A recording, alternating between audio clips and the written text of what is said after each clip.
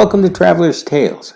I am your host, Greg Alonzo. Today I will be your guide through history as we take a look at the Enchantress Morgan le Fay. Before we begin, just a quick reminder to like, comment, and subscribe to Traveler's Tales. This really is the best way to help our channel grow. Who was Morgan le Fay? Was she evil? Was she a witch? Today we will answer these questions as we take a look at this beautiful enchantress.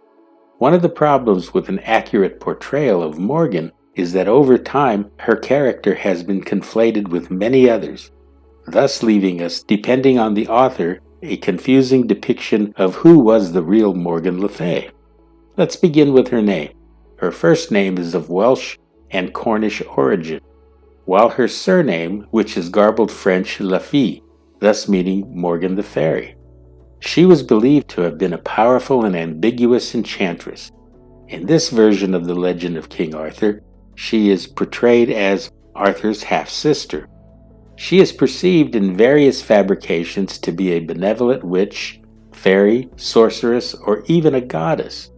Whatever her depiction, she is generally portrayed as benevolent and connected to Arthur as his magical savior and protector. Her prominence increased, as did the legend of King Arthur, over time. Yet as her prominence grew great, in some texts there is an evolutionary transformation of Morgan as the antagonist of the king. This can be found in such prose as the Lancelot Grail series and the Post-Vulgate cycle. A significant aspect in many of the medieval iterations, there is an unpredictability to her dual nature. Morgan clearly has the potential to do both good or bad. From where did this complex character arise? The character of Morgan le Fay most likely originated from Welsh mythology. From there, other sources picked up on her and combined her with other medieval myths and historical figures. The earliest documented account of Morgan is in Geoffrey Monmouth's Vita Merlini, which translates as The Life of Merlin. It is generally believed that this work was published circa 1150.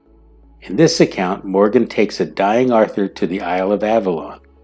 During the Battle of Camlan, Arthur is fatally wounded. Morgan is portrayed as the leader of the 12 magical sisters who will safeguard the body of the once and future king. Morgan is also included in the chivalric romances of Chrétien de Troyes. Here once again Morgan is portrayed as a great healer. These tales are laced with many unnamed fairy princesses and maiden temptresses. One school of thought is that these characters are a derivation of Morgan. Most likely in the 12th century, it was established that Morgan was Arthur's supernatural elder sister. Based on these tales, 13th century writers and later works such as the Le Morte d'Arthur, Morgan is usually described as the youngest daughter of Arthur's mother, Igraine, and her first husband, the Duke of Gorlois.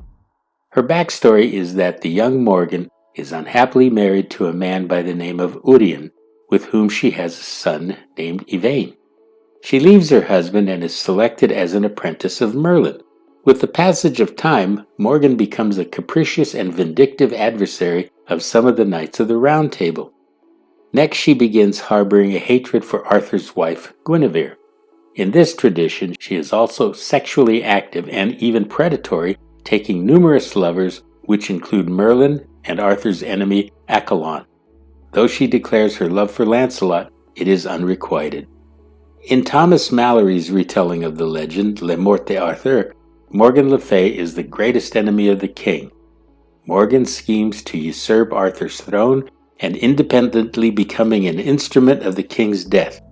However, she eventually reconciles with Arthur, thereby returning to her original role of taking him on his final journey to Avalon.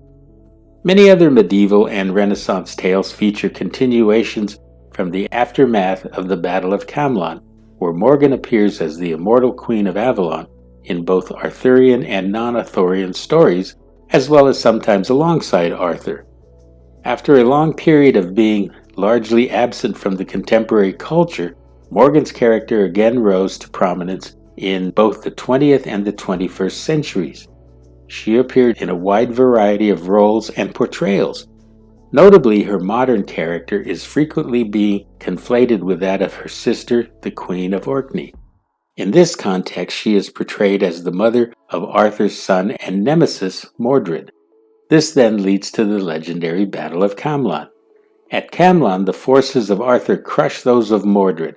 Arthur slays Mordred, however, he is mortally wounded. This brings us to the end of the Enchantress Morgan le Fay.